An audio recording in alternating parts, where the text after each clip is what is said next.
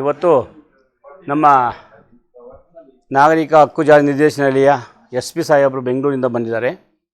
ಕಾರಣ ಏನಪ್ಪ ಅಂದರೆ ಇಲ್ಲಿ ಹೊಸ ಸ್ಟೇಷನ್ ಆಗ್ತಾಯಿದೆ. ಈಗ ಹೊಸ ಸ್ಟೇಷನ್ ಅಟ್ರಾಸಿಟಿ ಕೇಸ್ಗಳೆಲ್ಲ ಇಲ್ಲೇ ದಾಖಲೆ ಮಾಡಬೇಕಂತ ಗೌರ್ಮೆಂಟ್ನ ಆದೇಶ ಆಗಿದೆ. ಅದಕ್ಕೆ ಹೊಸ ಸ್ಟೇಷನ್ಗಾಗಿ ಬಂದವ್ರಿ. ಮತ್ತು ಇನ್ನೊಂದು ಏನಪ್ಪ ಅಂದರೆ ಶಾಸಕ ಕೊತ್ತೂರು ಮಂಜುನಾಥ್ ಅವರು ಪ್ರಕರಣದಲ್ಲಿ ನಿನ್ನೆ ನಾವು ಪ್ರೆಸ್ ಮೀಟೆಲ್ಲ ಮಾಡಿದ್ದೀವಿ.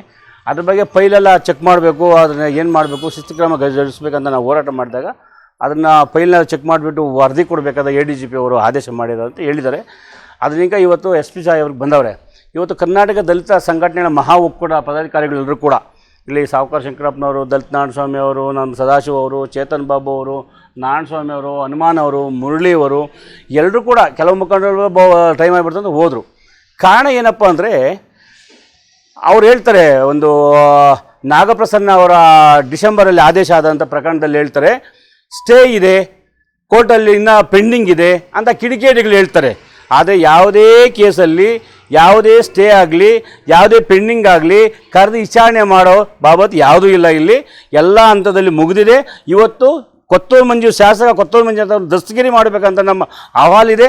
ನಾವು ಏನು 22ನೇ ತಾರೀಕು ಕೋಲಾರ ಪ್ರತಿಭಟನೆ, ಉಗ್ರ ಪ್ರತಿಭಟನೆ ಮಾಡ್ತೀವಿ ಅಂತ ಹೇಳಿದ್ದೀವಿ. ಅದಕ್ಕೆ ನಮ್ಮ ADGP ಸಾಹೇಬರು ಕೂಡ ಇಲ್ಲಿಗೆ ಬರಬೇಕು, ಮೆಮೊರನ್ನ ಸ್ವೀಕಾರ ಮಾಡಬೇಕು, ಅಷ್ಟರೊಳಗಾಗಿ ದಸ್ತಗಿರಿ ಮಾಡಬೇಕಂತ ಅಹವಾಲ ಕೊಟ್ಟಿದ್ದೀವಿ. ಈಗ ಮೆಮೊರನ್ನ ಕೊಟ್ಟಿದ್ದೀವಿ, ಆಹ್ವಾನ ಕೂಡ ಮಾಡಿದ್ದೀವಿ. ಆದ್ದರಿಂದ ಯಾವುದೇ ಕಾರಣಕ್ಕೂ ಶಾಸಕ ಕೊತ್ತೂರು ಮಂಜುನಾಥ್ ಅವರು ಬಂಧನೆ ಮಾಡೋವರೆಗೂ ನಾವು ಯಾವುದೇ ಕಾರಣಕ್ಕೂ ಹೋರಾಟವನ್ನು ನಿಲ್ಲಿಸೋದೇ ಬೇಡ ಅಂತ ಹೇಳ್ಬಿಟ್ಟು ತೀರ್ಮಾನ ತಗೊಂಡಿದ್ದೀವಿ. ಇವತ್ತು ಏನು ನಮ್ಮ SP ಸಾಹೇಬರಾದ ಆನಂದ್ ಕುಮಾರ್ ಅವ್ರಿಗೆ ಮೆಮೊರನ್ನ ಕೊಟ್ಟಿದ್ದೀವಿ, ಅವ್ರು ರಿಕ್ವೆಸ್ಟ್ ಮಾಡ್ಕೊಂಡಿದ್ದೀವಿ. 22ನೇ ತಾರೀಕು ಕೋಲಾರಕ್ಕೆ ಬಂದು ನಮ್ಮ ಏನು ಮನವಿ ಕೊಡ್ತೀವಿ ಅದು ಸಹಕರಿಸ್ತಾರೆ.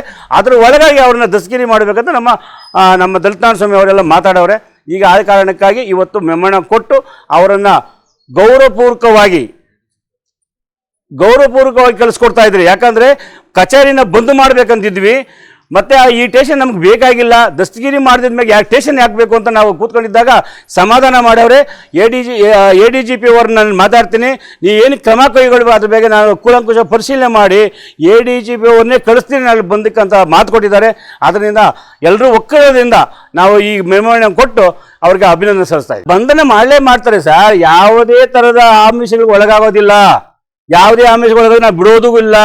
ಯಾವುದೇ ನ್ಯಾಯಾಲಯದ ಪ್ರಕರಣಗಳಲ್ಲಿ ಸ್ಟೇ ಇಲ್ಲ, ಯಾವುದೇ ರನ್ನಿಂಗ್ ಕೇಸ್ಗಳಿಲ್ಲ.